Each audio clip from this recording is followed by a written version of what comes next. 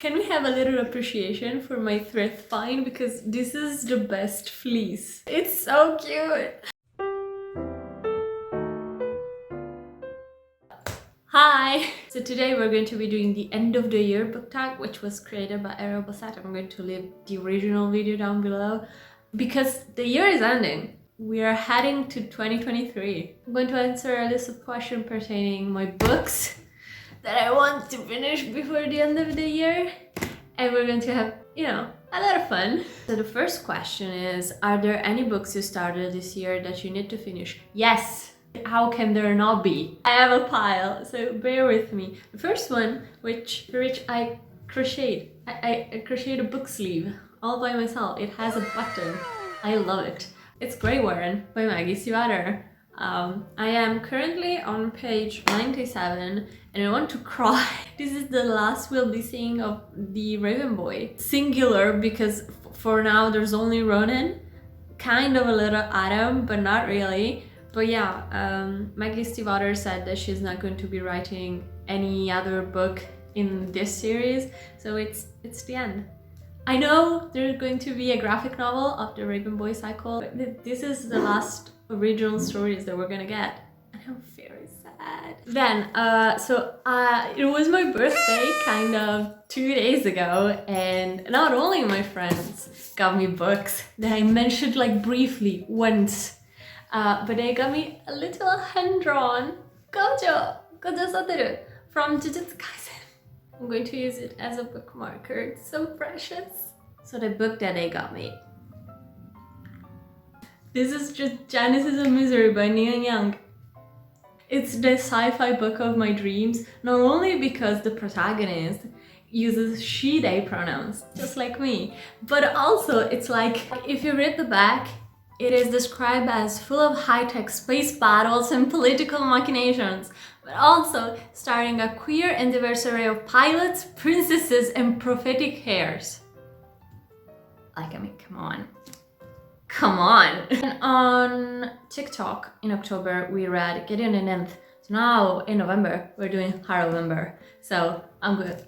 I have to read Harrow the Nymph. The book that made me scream my eyes out. Maybe it's cries my eyes out, but I was screaming, crying, and all of the above with this book, and the reread with Gideon fresh on my mind, and I have Nona here. It's going to be an epic last 2 months. The second question is, do you have a book or an autumnal book to transition into the end of the year? Yes, I have. I have the perfect book for this.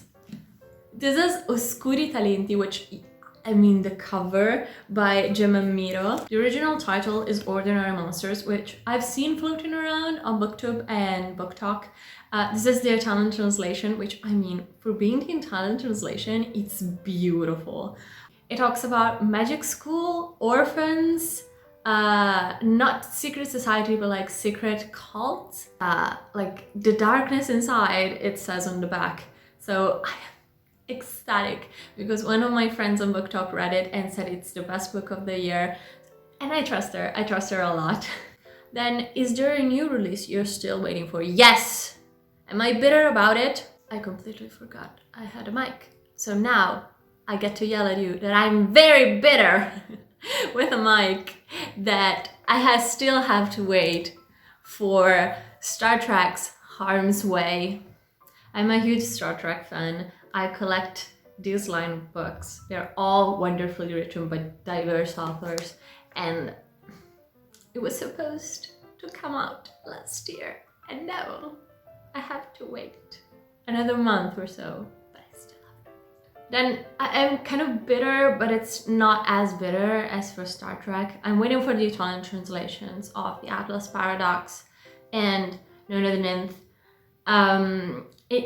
With translations, you'll have to wait a little bit more. You can have some books in Italian are starting to be translated by machines, and it shows because the translation is abysmal. Like the Inheritance game was translated so bad, and I could not get into it because the writing was so cringy. And then I read the English original and it wasn't as bad, and I was very confused.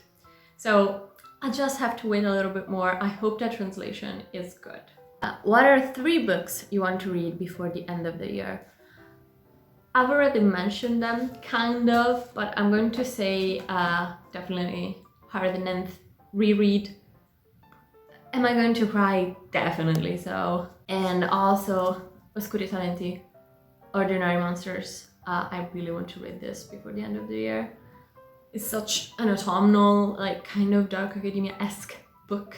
Then I have 2 books that you're not going to expect of me, I think. But I trust, it's not that I trust. I watched Raven Hair Reader, which is one of my favorite booktubers, vlog about Magnolia Parks. And it's her new favorite romance of all time. So my tastes and her tastes are completely opposite. But her like excitement and delight was so contagious that I have to know what happens in that book. I have to know. I'm a nosy bitch, and it was described as Gossip Girl set in London. If you know anything about me, I love 2 things: Star Trek and Gossip Girl. I have to have that book, but it's so expensive, so I think I'm going to wait for the Kindle version to get on sale and then buy it. And then it's a book that I have to read because my friends challenged me to. And I'm reading it and it's surprisingly well written, even though the themes questionable. It's Bad Blood, the God Bearer. So it's a harem book. All guys, this is a male romance with a goddess getting reincarnated into the body of this poor guy, Chase. And suddenly the goddess harem that was reincarnating through people for centuries waiting for her, gets to have the wonderful experience of being the harem of a man for the first time in their life. And the purpose of the goddess is to bear God. So yes, this is an MPreg book. It's a male pregnancy book. I hate pregnancy trope, but this sounded so fucking funny. And I am loving this. It's good. It's good. It took us all of us by surprise. My 2 friends from theater already read it and we're like, this is good. We did not want to like it. We did not want to like it, but we liked it. So it is what it is, folks. Is there a book you think could still shock you and become your favorite book of the year? There's a book which it has such a good premise, and it just, I think, released last month. It's called, sorry, I have to read it, When the Angels Left the Old Country. It's a road trip book in which an angel and a demon have to go on a road trip all across Eastern Europe, methinks, and a little bit of the US to retrieve a girl that was kidnapped. Somebody described it as the child of Les and Good Omens, which, if you know, Les, one of my favorite books of all time, Good Omens, loved it, laughed my ass off. I don't know if it's going to be funny, but the concept is the child of those 2 books. So I had to read it. Like, hello? And lastly, have you already started making reading plans for 2023? My nose just says, ha ha ha ha ha ha, sei ciaone, which in Italian means, ha ha ha, sure. I am a mood reader at heart.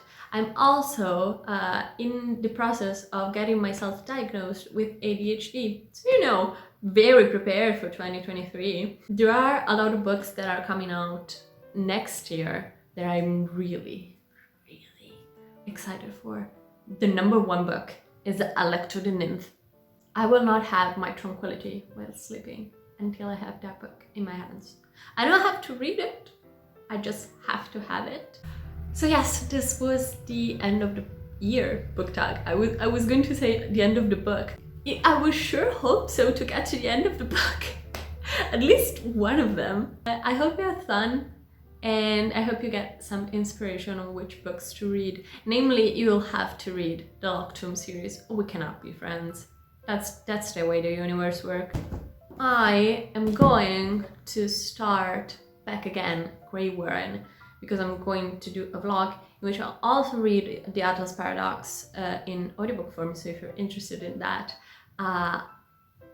subscribe, leave a comment, wait patiently for my next video, which is going to take so long because this book is actually pretty dense. And if you want my socials, they're all down below. I'm going to do like the reading along of Higher the Nymph on my TikTok if you're interested in that. And I think I'll see you in my next video. Goodbye! Mwah! Bye!